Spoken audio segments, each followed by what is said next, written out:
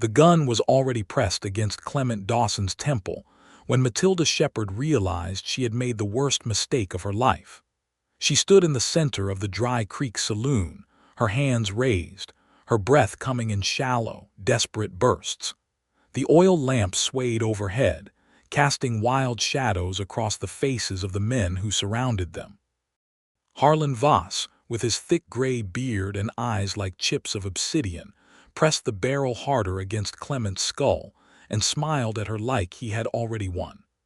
"You thought you could outsmart me, girl," Harlan said, his voice carrying the lazy confidence of a man who had never once been denied what he wanted. "Thought you could come riding into my town, ask your questions, and just walk away." Matilda kept her eyes on Clement. He was on his knees, jaw tight, blood running from a cut above his left eye. He had taken that blow for her, stepping between her and Harlan's man when the trap had sprung. She had watched it happen in horrible slow motion, and even now her chest ached with something that terrified her more than the gun, more than Harlan Voss, more than all the secrets she had carried across 400 miles of open country. She could not let him die because of her. "Whatever you want from me," she said, forcing her voice steady, "you leave him out of it. This is between you and me." Clement's eyes found hers across the smoky room. There was fury there, yes, but underneath it something raw and unguarded, something that had been building between them for 3 weeks of hard riding and harder nights and conversations whispered low around campfires where the dark pressed in on all sides. He shook his head almost imperceptibly, telling her not to bargain with Harlan, telling her without words that he was not afraid, that she should not do this. She ignored him completely.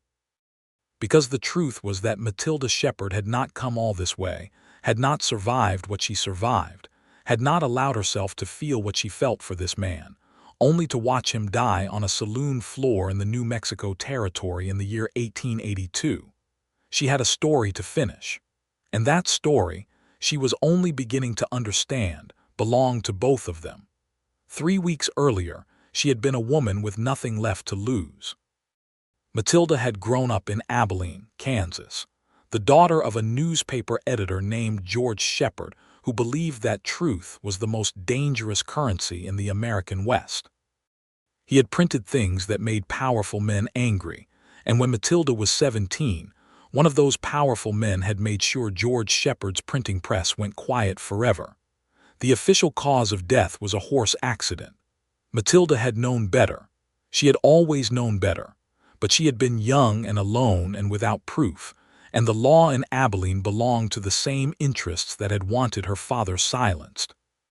So she had swallowed her grief and her rage, and she had learned to be patient, the way her father had taught her, the way the land itself seemed to insist upon patience as a condition of survival.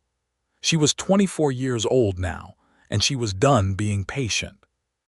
The man who had ordered her father's death was named Harlan Voss.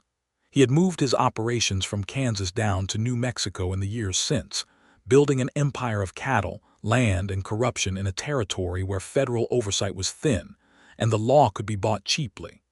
She had spent 3 years gathering evidence, correspondence, testimony from men who had worked for Voss and wanted out. She had enough to take to a federal marshal, but only if she could get herself safely to Santa Fe. The problem was that Harlan Voss still had connections in every town between Abilene and Santa Fe, and he had learned she was coming. She had hired 3 different escorts before she crossed the Kansas border. 2 had disappeared after receiving what she suspected were generous payments from Voss's people. The 3rd had ridden away in the night, leaving her alone at a relay station outside Dodge City with a lame horse, a single bag of provisions, and the particular kind of fury that only comes from having trusted someone you should not have trusted.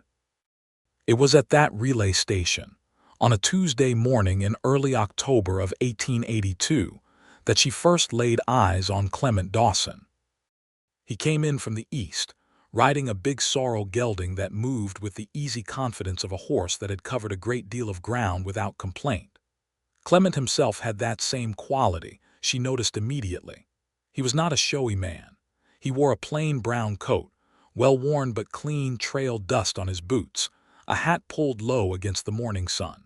He was perhaps 28, with dark hair and the kind of lean, hard-built frame that came from genuine work rather than performance. There was a Colt revolver at his hip, but he wore it the way working men wore tools, practically, without drama. He tied his horse and walked into the station without looking at her, ordered coffee and hardtack from the elderly woman behind the counter, and sat down at the far end of the table where Matilda was reviewing her documents with grim concentration. She glanced at him once. He did not glance at her at all. That, she decided, was already an improvement over most men she encountered. The relay station operator, a red-faced man named Cook, was deeply unhelpful when she tried to arrange alternative transportation. The only southbound rider expected through in the next 2 days was a mail carrier, and the mail carrier would not take passengers. The stagecoach line through this stretch of country had suspended operations 3 weeks ago after an attempted robbery, and would not resume until the situation was, in Cook's words, sorted out.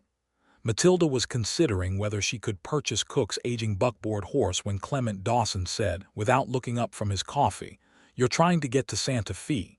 She turned to look at him fully. "That is none of your concern." "It's not," he agreed.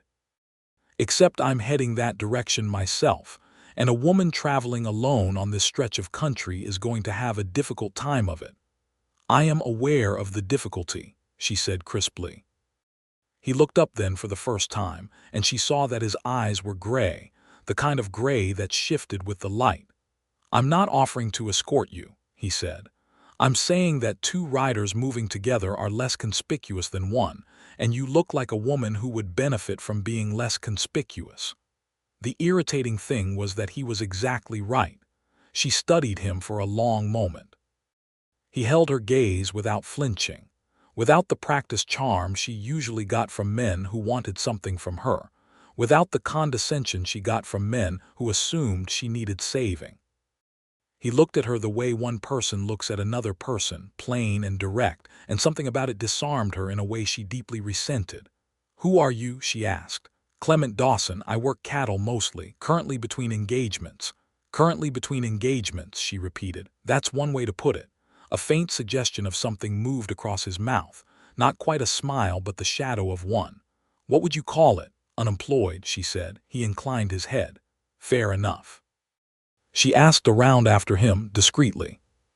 Cook, who seemed to know every person who passed through this stretch of road, said Clement Dawson had worked for the Harrington Ranch over in Colorado for 2 years before it sold, and before that the Caldwell cattle drive out of Texas.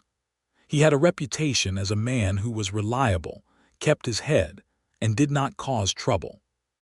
He had also, Cook added with a meaningful look, turned down a very generous offer from a man named Riles to do some work that Riles would not specify in polite company, and Riles's people had not taken that refusal well. That last detail decided her.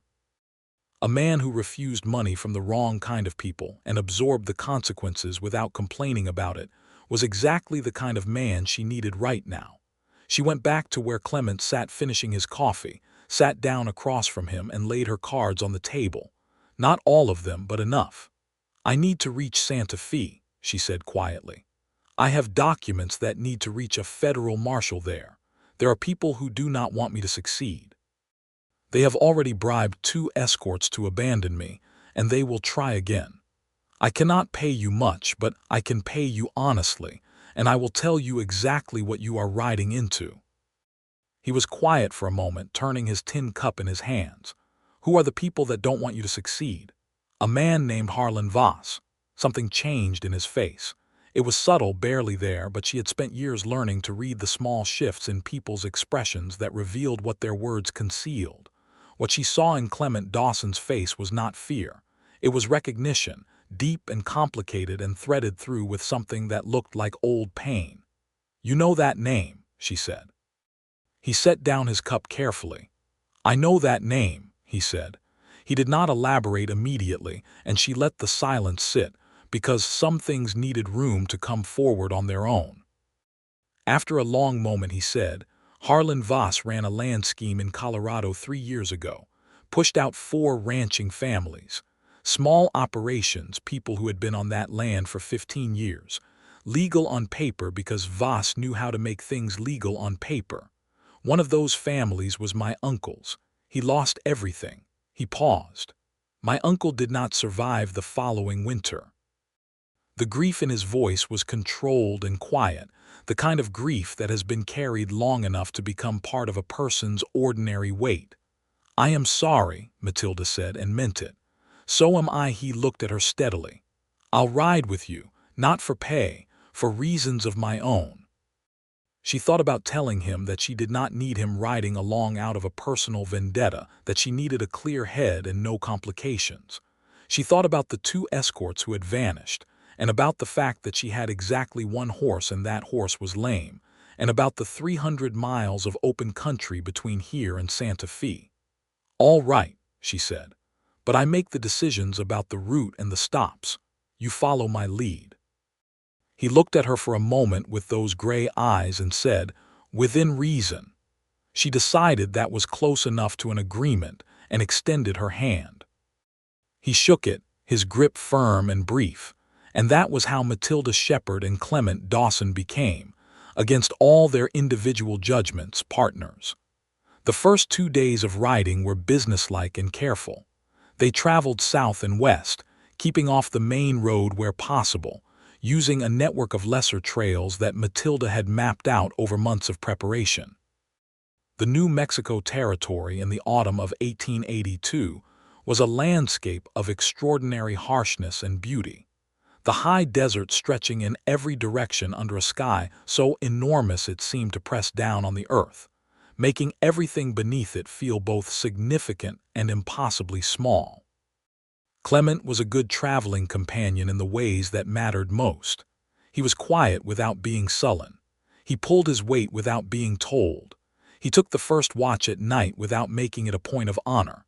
When she set the route, he followed it without argument. When she was wrong, which happened once when she misread a trail marker and added 4 miles to their day, he said nothing about it, just turned his horse with her and kept riding. On the 3rd evening, camped in a shallow draw where a thin creek offered water for the horses, he broke the professional silence with something that surprised her. "What was he like?" he asked. "Your father." She looked up from the fire.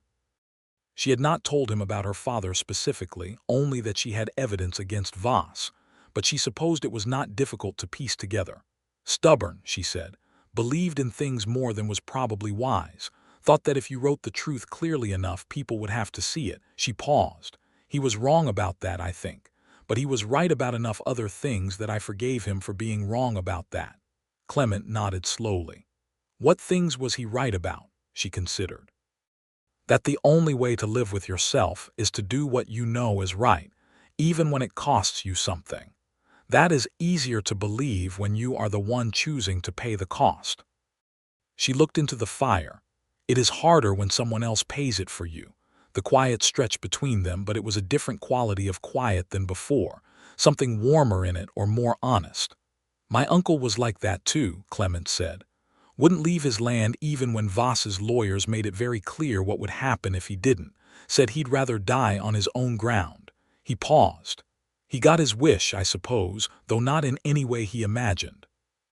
Matilda looked at him across the fire, and the grief on his face matched something in her own chest so precisely that for a moment she felt the peculiar vertigo of being deeply recognized by someone you have just met. She looked away first.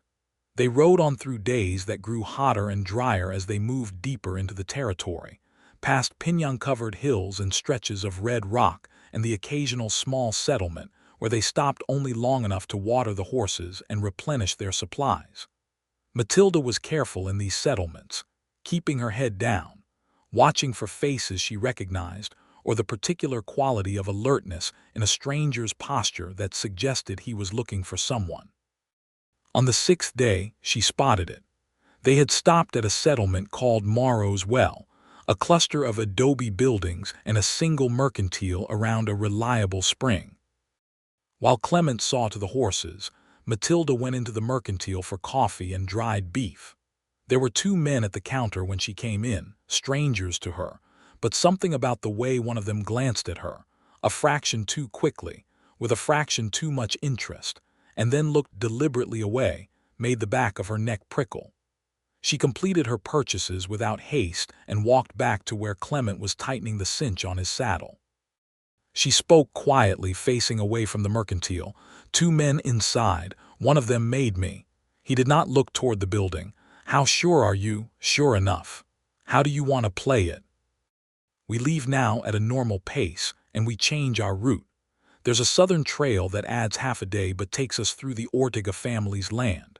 My father knew old Ramon Ortega. His son runs the ranch now. We will be safe there. Let's go then, Clement said simply, and swung up into his saddle. They rode out at a walk that they maintained until they were out of sight of Morrow's well, and then they pushed the horses into a long, ground-eating trot that they held for the better part of 2 hours. When Matilda finally signaled a slower pace, Clement came up beside her. They were following, he asked. For about 40 minutes, she said. They fell back when we turned south. Either they decided it wasn't worth it or they went to send word ahead. I'd bet on the latter, he said.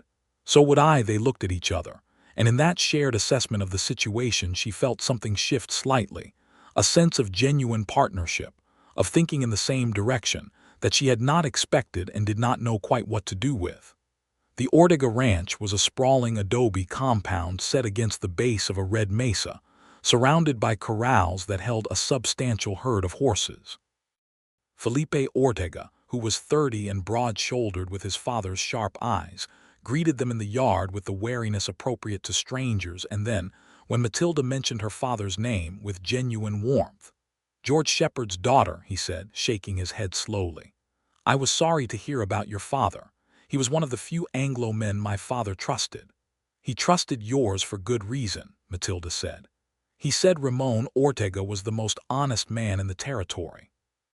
Felipe smiled at that and led them inside, where his wife Rosa fed them properly for the first time in days, thick beans and red chili and fresh tortillas, and their young son Jorge, who was 4 and possessed of enormous confidence for his age, attempted to demonstrate for Clement an elaborate story involving a horse and a coyote that Clement listened to with perfect attentiveness.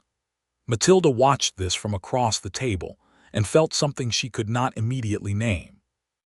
Watching Clement with the child, the patience in him, the genuine attention, the way he asked a follow-up question about the coyote that made the boy's face light up with delighted surprise, it rearranged something in her chest that she had thought was settled.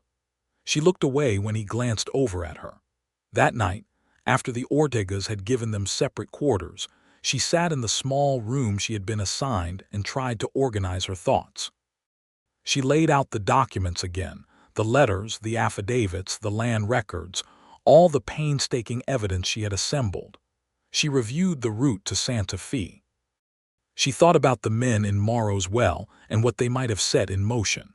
She did not let herself think about Clement Dawson sitting across from little Jorge Ortega with that quality of attention that had rearranged something in her chest. She did not let herself think about that at all. In the morning, Felipe told them something useful and troubling. There was a man who had come through the area 2 days prior asking about a woman traveling with documents, offering substantial money for information about her whereabouts. The man had come from the direction of Dry Creek, which was Harlan Voss's base of operations. He knows you are coming, Felipe said. He has people watching the roads into Santa Fe. How many ways in are there? Clement asked. Felipe and Clement spent the better part of an hour with a rough map, and Matilda contributed everything she knew about Voss's network in the territory, which was considerable. They identified a possible route that avoided the main approaches to Santa Fe, coming in from the northwest through terrain that was harder going but less likely to be watched. They left the Ortega Ranch with supplies, good wishes, and a warning. Be careful in Dry Creek, Felipe said. Voss runs that town. Every ear in it belongs to him. We are not going near Dry Creek, Matilda said firmly. But the trail to Santa Fe, as it turned out, had its own ideas about what was and was not possible. 3 days after leaving the Ortega Ranch, a flash flood in the canyon they had planned to use as their passage through the mountains made that route impassable. They stood at the edge of a rushing brown torrent where there had been a dry creek bed 2 hours earlier, watching the water rise, and Clement looked at her with an expression that carefully did not say, "I told you the weather in this country was unpredictable." "There is another way through," she said, spreading her map, "but it takes us closer to Dry Creek." "How close?" she measured with her finger. "We would need to pass through the town itself or go around it by 20 miles on a trail that will take us 3 days in terrain like this." He looked at the flooding canyon, then at the sky, which showed no signs of clearing any time soon. "How good is your information about Voss's presence in Dry Creek?" "He keeps a permanent office there. He is in residence perhaps half the time. I do not know which half we are currently in." "Then we go through," he said. "Carefully, we do not draw attention. We are 2 riders passing through, nothing more." She agreed because the alternative was 3 days of delay in difficult country with winter closing in, and she was not willing to let Voss cost her those 3 days on top of everything else he had cost her. That decision, made rationally and with the best information they had, was the one that led them directly into Harlan Voss's hands. But before that, there were 2 days of riding through increasingly beautiful and austere country, and those 2 days were when everything changed between them. It began, of all things, with a question about books.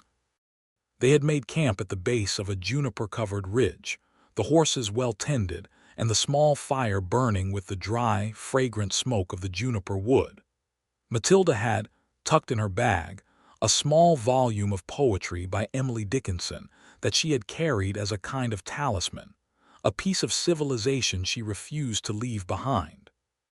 She took it out and read by firelight, a habit she had maintained even on the trail, and after a while she became aware that Clement was watching her with an expression she could not read. "What?" she said. "Nothing," he said. "I have just not traveled with someone who read at a campfire before. Does it bother you?" He said, and the simplicity of it was so genuine that she felt her guard slip just slightly. "I like it," he added more quietly. She looked at him for a moment and then, on an impulse she did not quite understand, held out the book. "Do you want to read?" He took it carefully, with the hands of a man who understood that books were objects of value, and looked at the page she had been on. He read for a moment and then looked up. "I read a good deal of Whitman in Colorado," he said. "During the winters when there was nothing else to do. Have you read him?" "Some," she said. "My father preferred him to Dickinson." "I always thought Dickinson got closer to the truth, but Whitman was better company." Clement smiled at that, a real smile this time, full and unexpected, and it transformed his face in a way that made her breath catch so briefly she hoped he did not notice. They talked about books for an hour, then about the land they had come through, then about things neither of them had planned to say. He told her more about his childhood in Missouri, how he had come west at 20 following the cattle trade, and found the land disagreed with him violently for the first year, and then settled into his bones like he had been born to it. She told him about learning to set type alongside her father, the smell of ink and paper, the particular satisfaction of seeing words in print that had existed only in someone's head the day before. "Do you want to be a journalist?" he asked. "Like your father." "I want to finish what he started," she said. "After that, I don't know." "That's honest," he said. "I try to be." He looked at her across the fire with those gray eyes that shifted in the light. "You are," he said. "It is one of the first things I noticed about you. You say what you mean." She did not know what to do with that, with the warmth in how he said it, with the way it settled over her like something she had not realized she was cold without. "Most people find it inconvenient," she said, deflecting. "Most people are wrong," he said simply, and looked back at the fire, and she sat there for a long moment feeling like the world had gently tilted on its axis. The next day they rode through country that grew more spectacular and more desolate in equal measure, and the conversation that had opened the night before did not close again. They talked as they rode, Not constantly, but in the way of people who have discovered that the other person's thoughts are interesting and worth following. She told him about the years after her father's death, the slow, patient work of building evidence against Voss, the loneliness of it, the way she had narrowed her life down to a single purpose and forgotten to make room for anything else. He told her about his uncle's land in Colorado, the way it had looked in late summer with the hay cut and the mountains behind it, and how he had stood in the ruins of it after his uncle died, and felt the particular fury of a man who knows exactly who is responsible for his grief and has no legal means of addressing it. "Is that why you said yes?" she asked. "Because of what I am doing to Voss?" He was quiet for a moment, and she thought he would say yes. It was only about Voss, about justice and grievance and the settling of old accounts. Instead he said, "That is part of it." She waited. "The other part," he said carefully, as if picking his way across uncertain ground, "is that I think what you are doing matters. Not just to you. To the people Voss has hurt, and the people he would go on to hurt if no one stops him. And I think you are the person who is going to stop him." The absolute certainty in his voice, offered without flattery, without any of the patronizing encouragement she usually received from men who did not actually believe she could do what she said she could do, undid something in her. She kept her eyes on the trail ahead. "I'm not certain of that," she said. "I am," he said. They did not speak again for a while, but the silence was charged now in a way that had nothing to do with caution or professionalism. That evening, camped in a sheltered hollow, he was cleaning his revolver when the firelight shifted, and she saw the scar along his right forearm clearly for the first time, a long pale line that spoke of something serious. "A wire accident," he said, following her gaze, "on a ranch in Texas when I was 22. Thought I was going to lose the arm." "But you didn't," she said.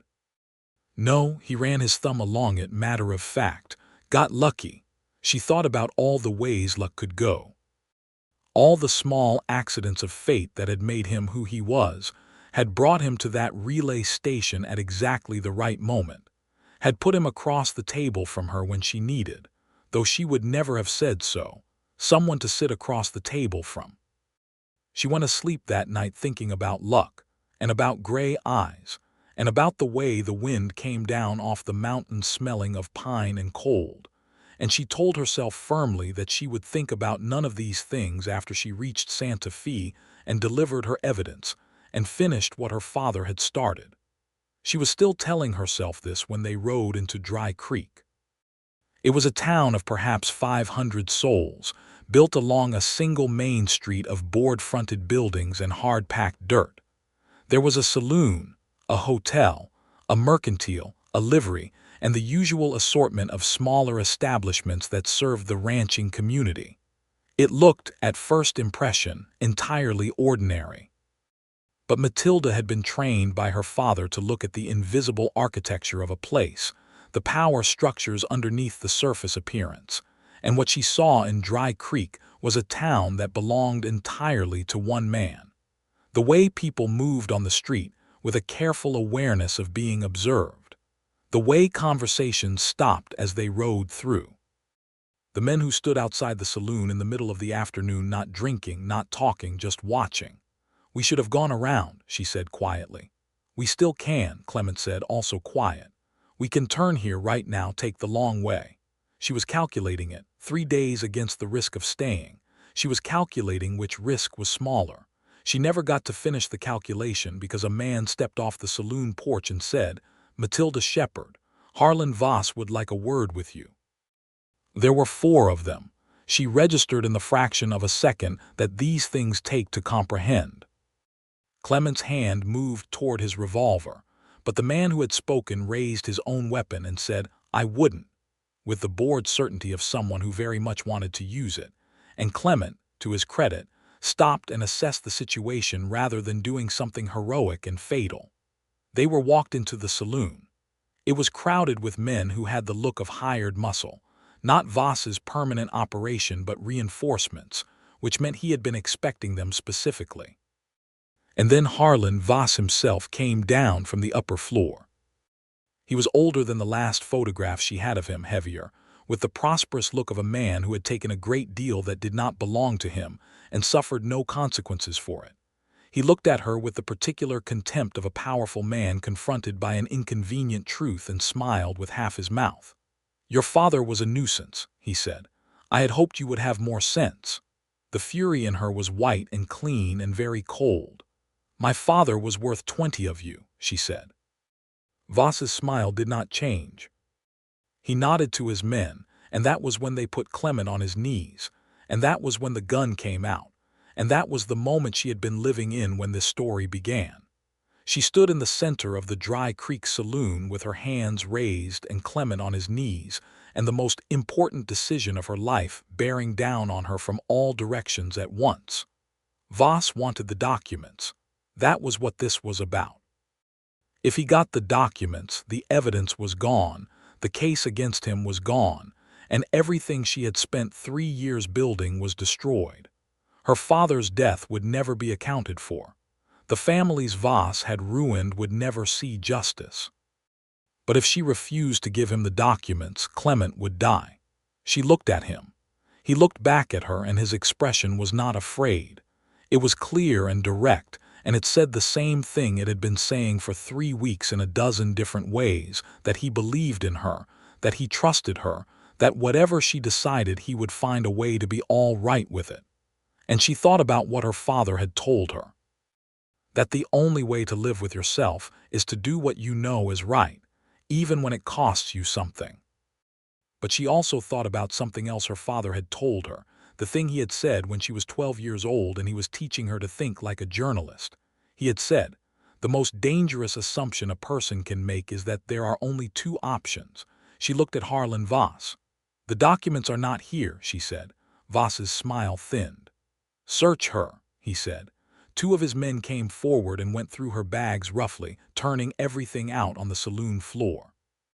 They found her personal belongings, her map, her father's book of poetry, the small knife she kept in her boot. They did not find the documents because the documents were not there. The documents were in a sealed oilskin packet that she had, on an instinct that now seemed like something more than instinct, handed to Felipe Ortega's wife Rosa 3 days ago, along with a letter addressed to the federal marshal in Santa Fe, and the name of a man at the Santa Fe Gazette who had been a friend of her father's. She had done it because she had survived long enough in this business to know that a woman with 1 copy of important documents is a woman with nothing to negotiate with. You send the documents ahead, and then you become the problem Harlan Voss cannot solve with a gun. "They're already in Santa Fe," she said. "They have been for 2 days. The federal marshal has them now or will have them within the week. You can kill me and it changes nothing. You can kill both of us and it changes nothing. The only thing that killing us accomplishes is adding to your crimes." The room was very quiet. Voss was watching her with the eyes of a man recalculating a position he thought was secure. She watched him work through it. She watched the moment when he understood that she was telling the truth. "You are bluffing," he said. "I am not," she said. "And I think you know I am not." Another silence. Longer. What happened next was not a dramatic reversal. Harlan Voss was a pragmatic man, which was part of what had made him dangerous for so long. He weighed the calculus of the situation, and he made the calculation that a federal murder charge on top of everything else in that oilskin packet was a net loss. He was not going to walk away from this, she thought, but he was going to walk away from this particular moment. "Take them to the edge of town," he said to his men, his voice flat. "Give them their horses." One of the men looked uncertain. "Boss, if we let them, I said take them to the edge of town." They were walked out at gunpoint, put on their horses, and escorted to the southern edge of Dry Creek, where the road stretched out flat and empty in the late afternoon light. Clement's horse was returned with a roughness that the horse tolerated with dignified disdain. "Ride south," the man who had first spoken to them said. "Don't come back." They rode south. They rode for 2 full miles without speaking, until the sound of Dry Creek was gone behind them and the open country surrounded them on all sides. Then Clement brought his horse alongside hers, and she saw that his hands on the reins were entirely steady. but his jaw was tight with something controlled and contained. "The documents," he said. "With Rosa Ortega," she said. "I sent them before we left the ranch." He was quiet for a moment. "Then, when did you decide to do that?" "About 30 seconds before I did it," she said honestly. "I had a feeling about Dry Creek." He looked at her for a long moment. "You did not tell me." "No." "Why?" She considered how to answer. "Because if Voss's people had gotten hold of you and questioned you about the documents, not knowing would have protected you." The expression that moved across his face was complicated and quiet. He looked ahead at the road for a moment, then back at her. "Matilda," he said, and there was something in the way he said her name, for the first time without the careful professional distance he had maintained, that made everything inside her go very still. "You were going to let them take you," he said. "You were going to let him have whatever he wanted because you thought that was the only way to keep me alive." "I was considering it," she said. "That is not an option," he said. His voice was low and careful, but underneath it something fierce and undisguised. "Do you understand me? That is not an option, not ever." She looked at him, and the white cold clarity she had felt in the saloon was gone now, replaced by something warmer and more frightening. "You were on your knees with a gun to your head," she said. "What exactly was I supposed to do?" "Exactly what you did," he said. "The actual thing you did, not the other thing you were considering." They looked at each other, and the evening light was gold and long across the desert, and the horses moved quietly beneath them. "I thought you might be dead," she said, and her voice, to her irritation, was not entirely steady. "When they hit you, I thought—" She stopped. "I'm not dead," he said. "I can see that. Matilda." He said her name again in the same way, and she understood what he was doing and was equally unable to prevent what happened next, which was that she pulled her horse to a stop, and he pulled his alongside, and she looked at him in the gold evening light with 3 weeks of hard riding and fear and conversation, and the gradual, inexorable discovery of someone you did not know you had been looking for, and she said, "This is very inconvenient." He looked at her with those gray eyes and said, with the ghost of that real smile she had first seen by firelight, "Yes, it is." "We are not finished," she said. "There is still Santa Fe. There is still the marshal. There is still—" "I know," he said. "I know there is still all of it. So this is—" she searched for the word, "ill-timed." "Almost certainly," he said. A pause. The horses stood patient and still. "But not impossible," he said carefully. "Ill-timed is not the same as impossible." She looked at him for a long moment and thought about impossible and about timing and about the particular mathematics of a life that has been narrowed down to one purpose for so long that the purpose has become the whole of the life, and whether there was, somewhere in that equation, room for something unexpected and warm and gray-eyed and reliable in the ways that matter most. "No," she said finally. "Not the same at all." They rode on.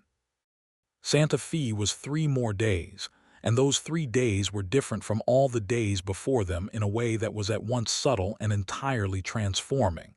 Nothing outwardly had changed. They still made practical decisions about routes and rest stops. They still kept watch in turns. They still moved carefully, aware that Voss's reach extended, and that Dry Creek was not necessarily the end of his attempts to stop them. But the distance between them on those days was different, closer and more honest, and the conversations were different, fuller and less careful, as if a door had been opened that neither of them quite wanted to close. He told her about the kind of life he had imagined for himself, a piece of land somewhere not too large but not too small, cattle enough to make it viable, and enough quiet to think. He had not, he said, thought much about who might share that life, had not let himself think about it, because the years of moving from ranch to ranch had made permanence feel like something that belonged to other people. She told him about the newspaper she had thought sometimes about starting herself when her father's business was finished. A small paper, something regional, truth-telling as her father had believed in it, as she had been raised to believe in it. "In Santa Fe?" he asked. "Perhaps," she said. "Somewhere with land around it. Somewhere that didn't feel closed in." He nodded, looking at the horizon with an expression she was coming to know, the look of a man entertaining a thought he is not quite ready to say out loud. On the second of those 3 days, they were making camp when a snake startled her horse and she came off suddenly, landing hard on her left side. She was back on her feet quickly, more embarrassed than hurt, but Clement was there immediately, his hands on her arms, checking her for injury with a focused efficiency that shifted without obvious transition into something else when he determined she was not seriously hurt, and she looked up and found his face very close to hers. The moment stretched. She could feel the warmth of him, the solid reality of his presence, and his hands were still on her arms, and the evening was quiet around them with nothing but wind and the distant call of a bird. "I'm fine," she said, not moving. "I can see that," he said, also not moving, an echo of the exchange they had had earlier, and it almost made her smile. "Clement," she said. "Matilda," he said. And then he kissed her, or she kissed him, or they kissed each other, which was probably the most accurate description. Slow and careful at first, and then with the accumulated weight of 3 weeks of careful not saying. And she understood in that moment that the narrowing she had done to herself, the reduction of her life to a single purpose, had not killed the rest of her. It had only been waiting.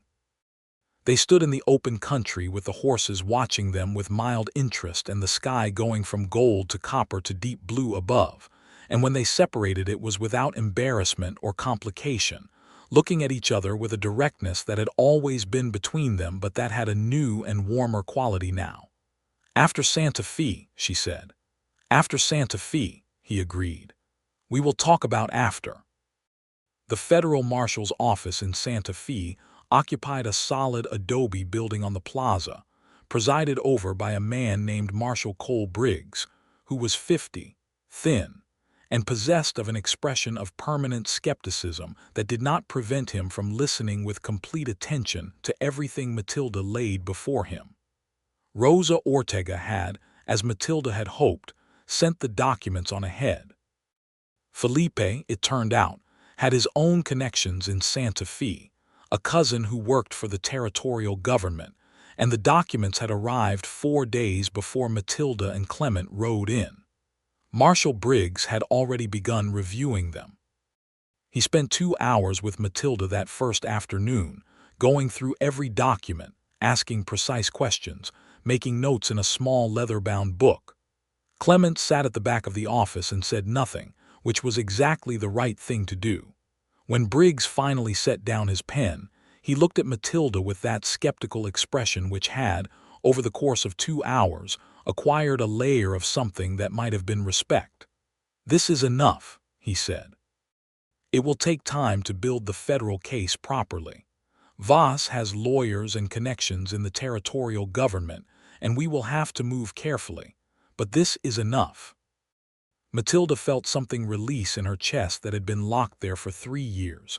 She breathed fully for what felt like the first time in a very long time. "My father," she said, "George Shepard, his death will be part of the case," Briggs said. "Yes, I can make no promises about outcomes, Miss Shepard, but what you have brought me gives us the foundation. I will do my job." She believed him. She believed him the way she had believed her father, who had said that there were still men in this country who did their jobs honestly, that there had to be, because if you stopped believing that you stopped being able to act, and the only thing worse than a corrupt system was a population that had stopped trying to repair it. She thanked him, shook his hand, and walked out into the Santa Fe afternoon.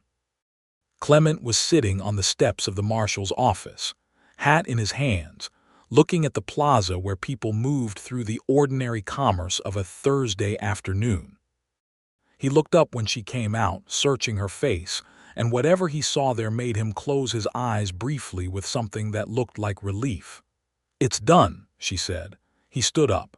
He did not say anything. He just stood up and put his arms around her, and she pressed her face against his shoulder, and the relief and the grief and the exhaustion of 3 years came through her in a wave that she let come, because it was finished, because she did not have to hold it back anymore, because there was someone here who could bear some of the weight of it. He held her until it passed, and did not make it into anything more than what it was. They stayed in Santa Fe for 2 weeks while Marshal Briggs conducted his initial proceedings and required Matilda's testimony and presence. In those 2 weeks, the city became real to her in a way it had not been in her imagination, a living place of extraordinary texture, the blend of Spanish colonial and Pueblo and Anglo-American that was unlike anywhere else in the territory, the adobe architecture, the chili ristras hanging from vigas, the plaza at the center of the city's life. She and Clement took meals together at a small restaurant near the cathedral and walked in the evenings along the acequia, the irrigation channel that ran through the residential neighborhoods, talking about everything in the way that people who have already said the important things can talk about everything else freely.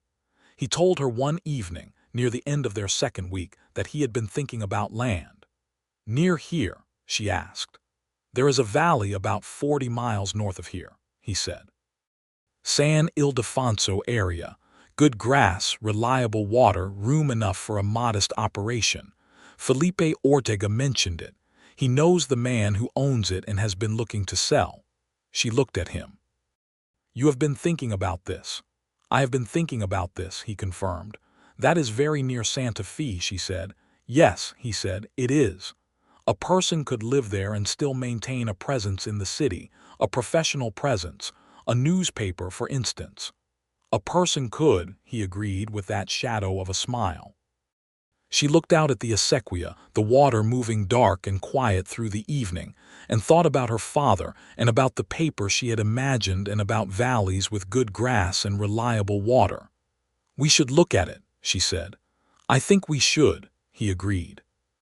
The news about Harlan Voss came before they had resolved the question of the valley, arriving as a letter from Marshal Briggs 2 weeks after Matilda had returned to consider her options.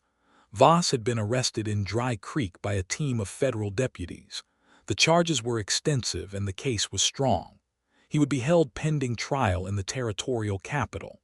Briggs's letter was professional and measured, but the final line was not. "Your father would be proud." She read that line twice and set the letter down and did not cry, quite, but sat with it for a while in the room she had rented at the hotel on the plaza, the late afternoon light coming through the window, the sounds of the city below, and felt something settle into its rightful place like a stone finding the earth after a long fall. She went to find Clement. He was at the livery, where he spent time most days in the way that men who work with horses do, finding the company of animals restorative in a particular way. She found him brushing down the sorrel gelding, and she told him about the letter, about the arrest, about her father.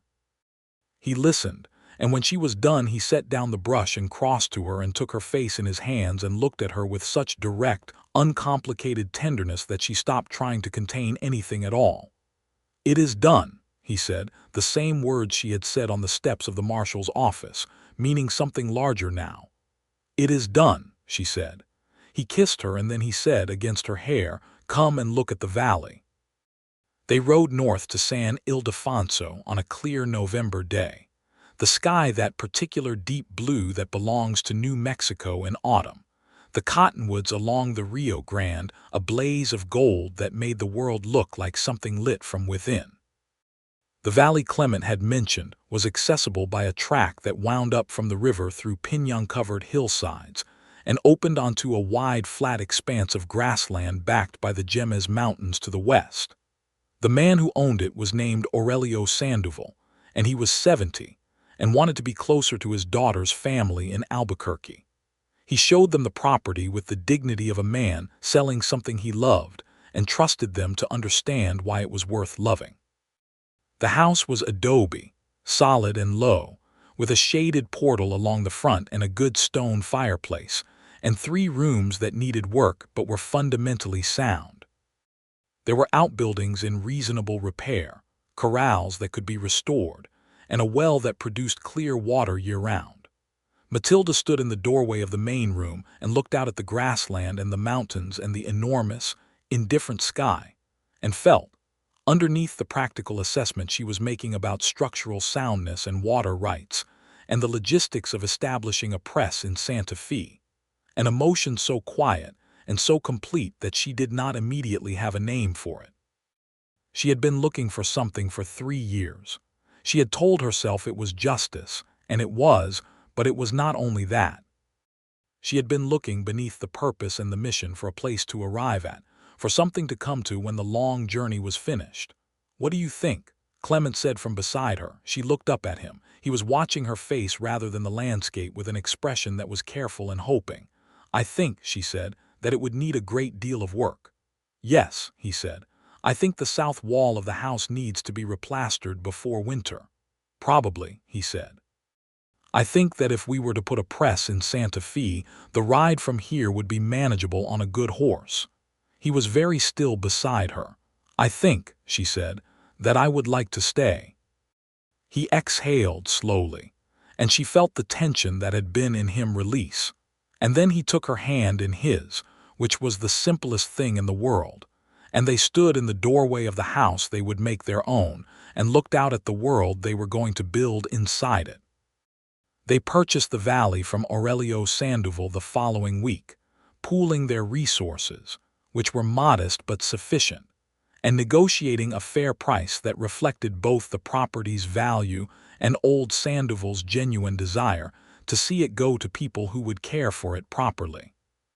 Sandoval shook Clement's hand and kissed Matilda's hand in the Spanish custom, and said, in a mixture of Spanish and English, that the land would take care of them if they took care of it. They were married in Santa Fe in December of 1882. The ceremony was small, held at the Cathedral of St. Francis, and the witnesses were Marshal Briggs, who came out of what she suspected was more than professional courtesy, and Felipe Ortega, who had ridden up from the south with Rosa and Jorge, and who clapped Clement on the shoulder afterward with genuine warmth. Rosa embraced Matilda and said in her ear, "I knew, when you handed me those papers, that you were a woman who understood how to protect the things that matter." "I did not know then that this was one of them," Matilda admitted. Rosa laughed. "I think perhaps you knew a little." The winter on the San Ildefonso Valley was hard but navigable. They replastered the south wall before the first snow, Clement doing the physical labor with competence and Matilda holding the plaster board and handing tools, and contributing a running commentary about technique that he endured with patient amusement. They got the roof sound, the fireplace drawing properly, the corrals rebuilt to a standard that the 3 horses they purchased could inhabit safely. There was a simplicity to the work that she had not anticipated loving and did love. The physical reality of making a place habitable, of doing necessary things with your hands, of lying down tired at the end of a day in which something concrete had been accomplished. There was also, it turned out, a simplicity to the marriage itself that she had not anticipated. She had imagined, in the occasional moments over the years when she had let herself imagine it, that marriage would require a complex negotiation of wills, a constant management of the other person's expectations. With Clement, it was not like that. It was more like the way they had traveled together, 2 people moving in the same direction, each one contributing what they had, adjusting to each other's pace, arguing sometimes but without the need to win at the expense of the other person. They argued, for instance, about the newspaper. She had been in contact with her father's friend at the Santa Fe Gazette, a man named Ira Hollies who was nearing retirement and was genuinely interested in the idea of a new paper in the city. Clement's concern was timing. The valley needed at least another season of work before it was truly producing, and establishing a paper simultaneously seemed to him an overextension. "You are saying I should wait," she said. "I am saying the timing might be better in spring. Ira Hollies is available now. His press space is available now. In spring, those things may not be true." He thought about this. "What would you need from me to make it work in both places this winter?" This was what she meant about the marriage not being what she had expected. He asked what she needed rather than telling her what was possible. She told him what she needed. They worked out an arrangement. She rode to Santa Fe 3 days a week through the winter, using the Hollies press and developing her connections in the city, building toward the establishment of her own paper. The other 4 days she was on the valley, contributing to the work there. It was ambitious and sometimes exhausting, and she would not have changed a single day of it. The Voss trial began in March of 1883 and lasted for 6 weeks. Matilda covered it for the paper she had begun to build, attending every session and writing with the clear, controlled fury her father had taught her, laying out the evidence and the testimony in prose that was accessible and rigorous and deeply, unsparing honest. Her dispatches were picked up by papers in Albuquerque and Denver, and then by a paper in Chicago, and by the time the trial concluded she had a readership that extended well beyond the New Mexico territory. Harlan Voss was convicted on 11 counts including land fraud, conspiracy, and what the court more carefully termed circumstances surrounding the death of several individuals, including George Shepard. He was sentenced to 20 years in federal prison. She was in the courtroom when the sentence was read, Clement beside her.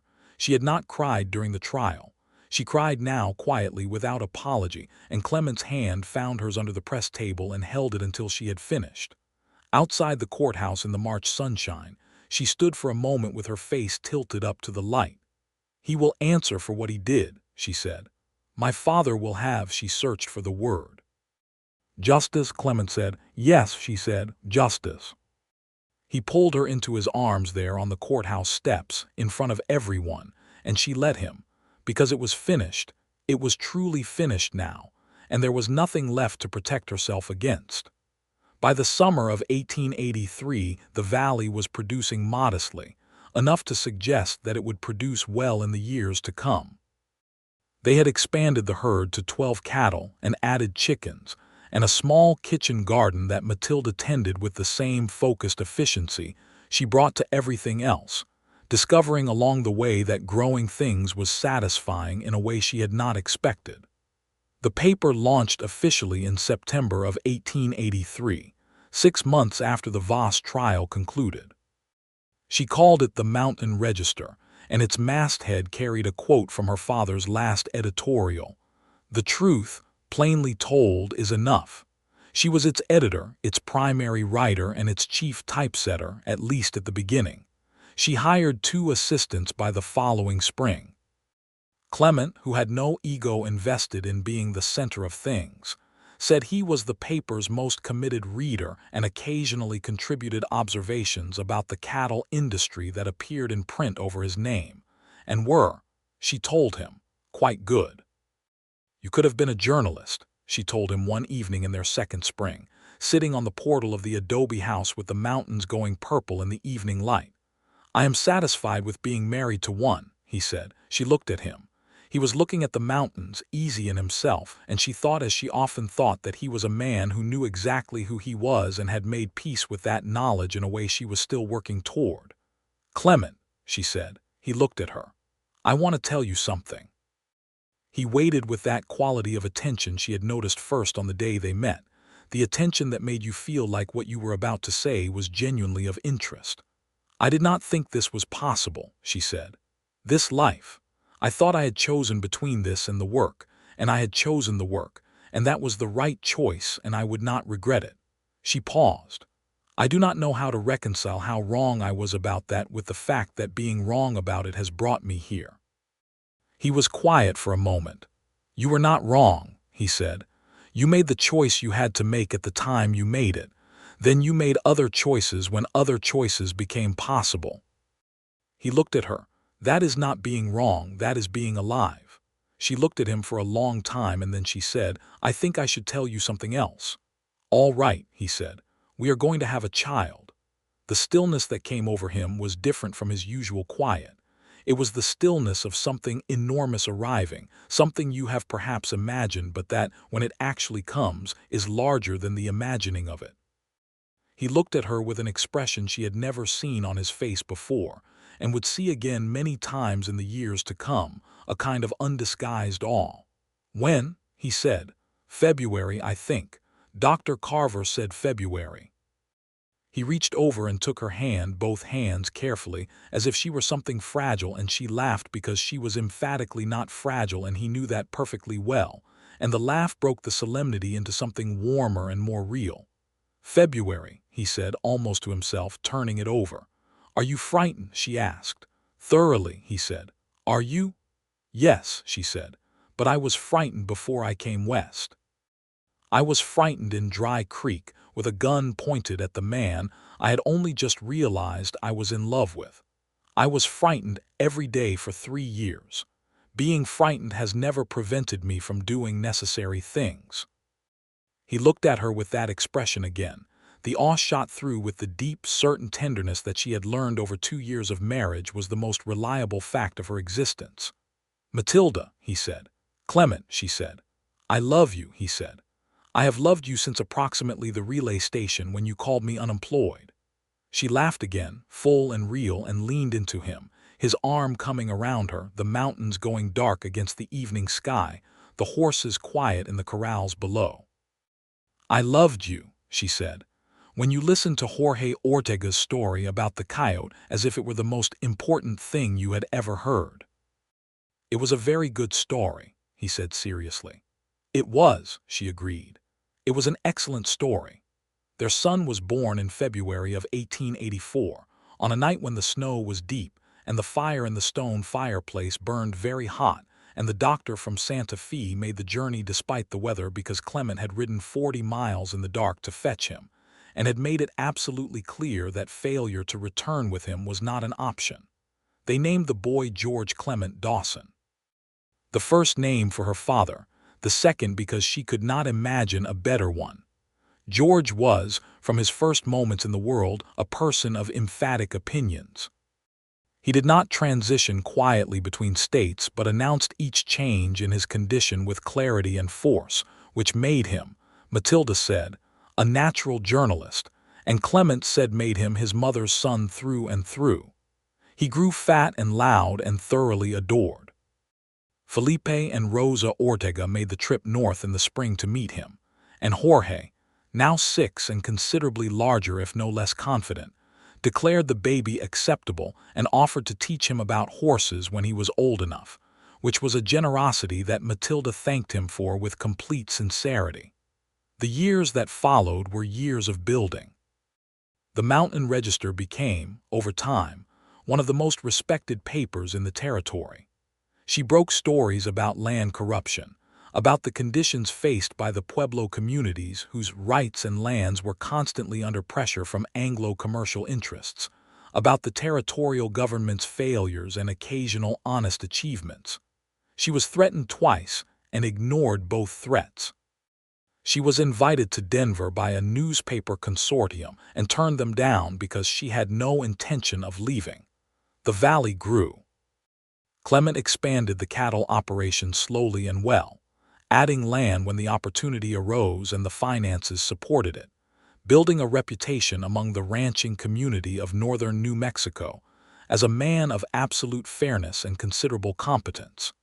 He hired 2 vaqueros from the Pueblo community to the east, men named Tomas and Diego, who became part of the rhythms of the place, and whom Clement treated as he treated everyone, with straightforward respect. George learned to walk on the portal of the adobe house, grabbing the wooden posts for support, looking at the world with the broad, open interest of a child who has been made to feel that the world is worth looking at. He said his first word to the sorrel gelding, which Clement maintained was horse, and Matilda said was more likely an approximation of the word mama that happened to occur in the gelding's presence. In the summer of 1886, Matilda became pregnant again, and this time there was no fear in it, only a deep and warm anticipation. Their daughter was born in February of 1887, and they named her Clara, for no specific reason except that when she arrived it was what she looked like, a Clara, and names sometimes came to you like that. Clara was as quiet as George had been loud, and regarded the world with the same gray eyes as her father, a fact that made Matilda feel, each time she looked at her, a particular rush of love for both of them simultaneously. George adored his sister with the serious protectiveness of an older sibling who has decided this new person, is fundamentally his responsibility, and was found on more than one occasion having transferred his most significant possessions into her reach, a generosity that Matilda thought was one of the finest things she had ever observed.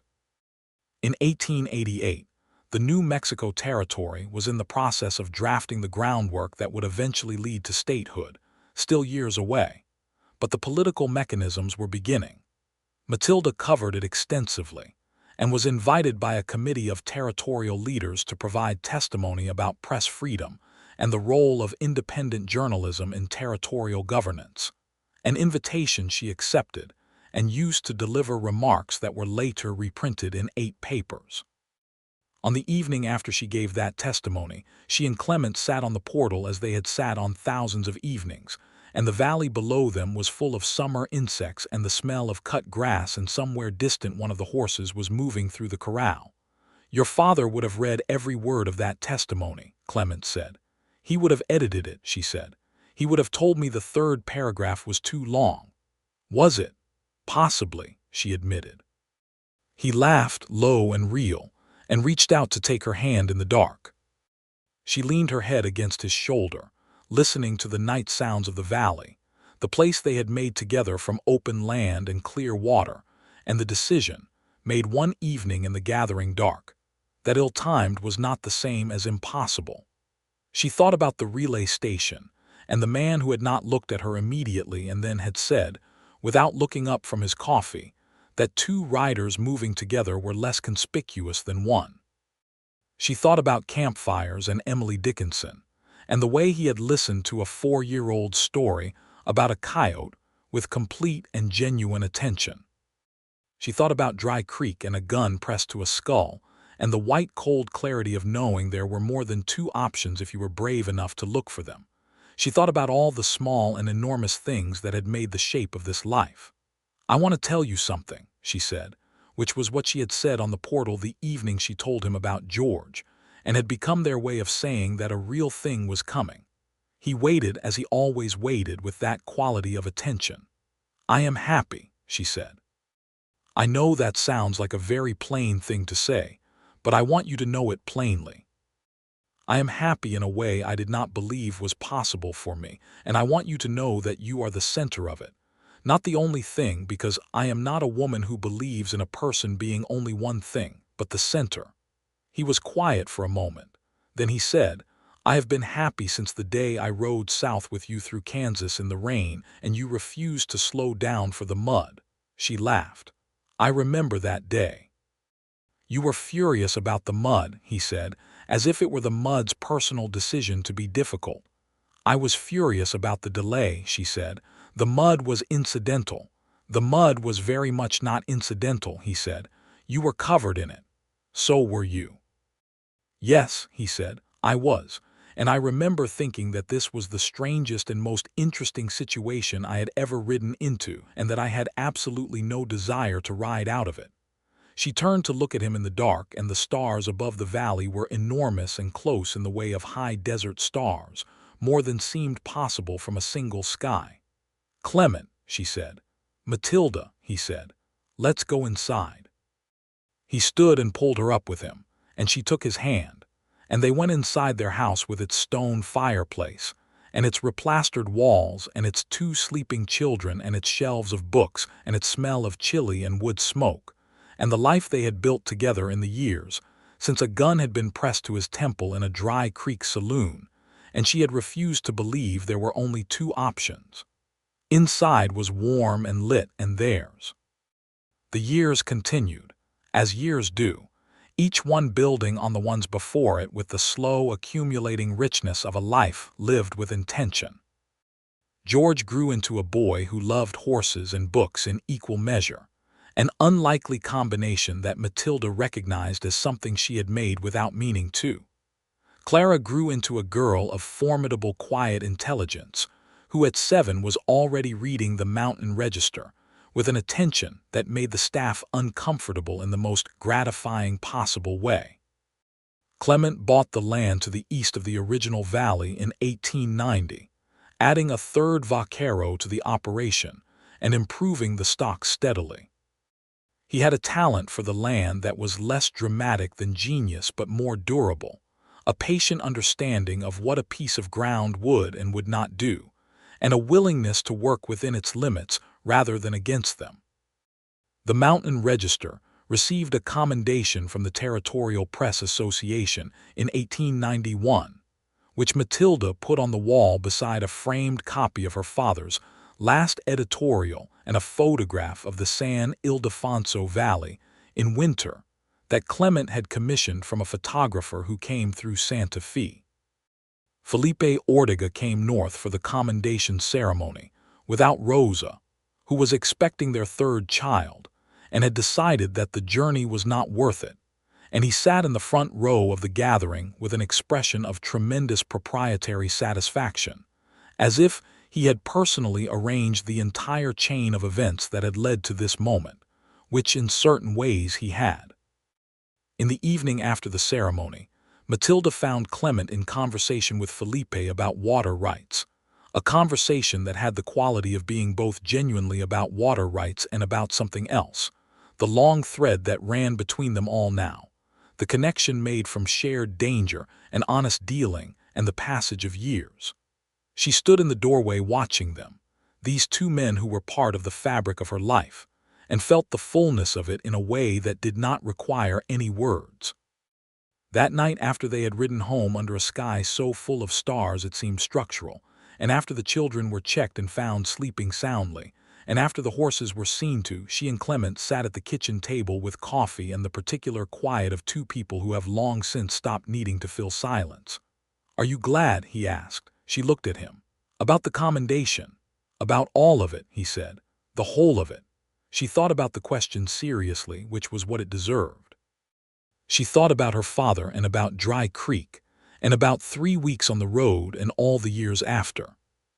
She thought about George running on the portal and Clara with the newspaper and the mountains going purple in the evening and the moment she had stood in the doorway of this house, before it was their house, and known that she wanted to stay. "Yes," she said, "about every part of it, even the hard parts." "Even the very hard parts," he said. "Those especially," she said, "because without them you don't know what the good parts mean." He reached across the table and put his hand over hers, and they sat in their kitchen in the adobe house in the San Ildefonso Valley in the New Mexico Territory in the year 1891, and outside the night was deep and clear, and the land around them was their own, and the children slept, and the horses stood quiet in the corrals, and the mountains were dark shapes against a star-filled sky, and everything that needed to be resolved had been resolved, and everything that had been taken had been accounted for, and everything that had been found had been kept. The fire burned low in the stone fireplace, the same fireplace they had coaxed into proper function in their first winter here together, and the warmth of it filled the room, and Matilda Shepard, who was Matilda Dawson now in the formal sense, though she had never given up the Shepard professionally and never would, sat across from the man who was the center of her happiness, and was entirely, completely, unreservedly glad about every mile of the road that had led her here. "Clement," she said. "Matilda," he said, and it was the way he always said her name, like it was a thing of value, like the saying of it was a small ceremony in itself. "I love you," she said. "I have always loved you," he said. "From the relay station I told you." "You did tell me," she said. "I believe you." He smiled, and it was the real smile, the full one she had first seen by a campfire long ago with Emily Dickinson's poems open between them. And she thought that if her father had been able to see this particular moment in this particular kitchen with this particular man, he would have revised his opinions about some things and confirmed others, and ultimately would have said, in the way he had of making complicated things simple, that truth, plainly told, is enough. It was. It was exactly enough.